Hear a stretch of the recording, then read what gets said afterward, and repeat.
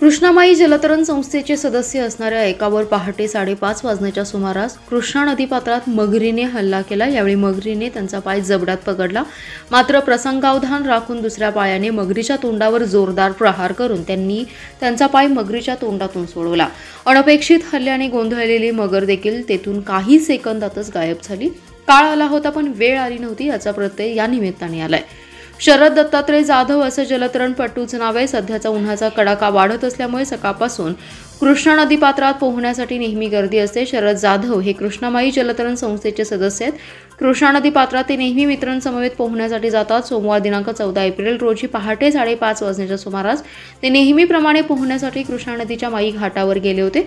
मित्र काठावर पोहत असताना शरद जाधव हे नदीपात्राच्या थोडे आतील बाजूस गेले असता अचानक त्यांच्यावर मगरीने हल्ला केला। त्यांचा पाय मगरीने जबड्यात पकडला।